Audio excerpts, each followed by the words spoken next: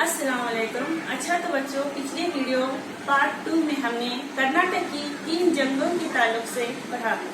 कर्नाटक की तीसरी जंग में फ्रांसीसी हिंदुस्तान में अपना सारा वक़्त सियासी एतबार से खो देते हैं। अंग्रेज तमाम यूरोपीय मुखालिफों को कुचल कर जनूबी हिंदुस्तान में अपना झंडा गाड़ देते हैं। तो इस तरह से 8वीं सदी में बंगाल के तमाम वसाइलों से मुनाफा हासिल करने लगते हैं अंग्रेज।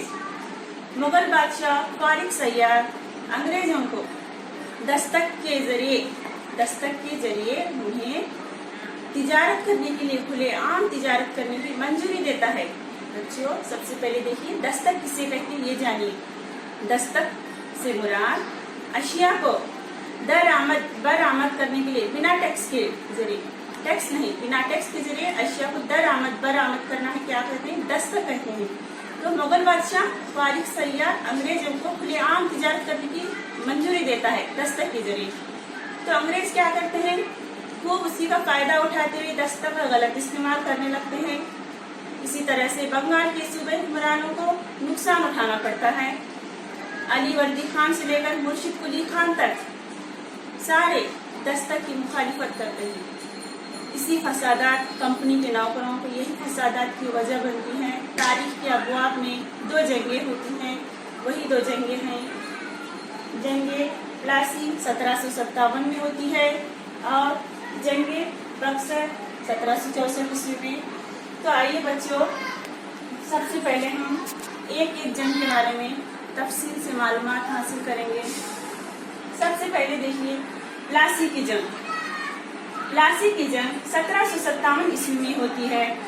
इसके दरमियान सिराजुद्दौला और रॉबर्ट क्लाइव के दरमियान मीर जाफर सिराजुद्दौला का सिपह सालार होता है। मीर जाफर सिराजुद्दौला का सिपह सालार है। रॉबर्ट क्लाइव क्या करता है? मीर जाफर को बंगाल का नवाब बनाने का लालच देता है। लालच देकर उसको सिराजुद्दौला के मुखालिफ जंग के लिए तैयार करता है। किसके खिलाफ? सिराजुद्दौला के खिलाफ, रॉबर्ट क्लाइव।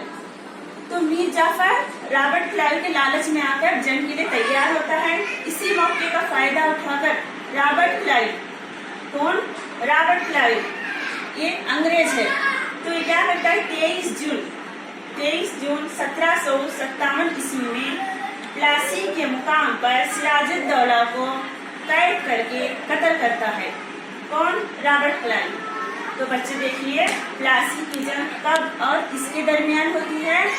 सिराजुद्दौला और रॉबर्ट क्लाइव के दरमियान होती है। कौन से मुकाम पर होती है? प्लासी के मुकाम पर। कब होती है? 1757 ईस्वी में।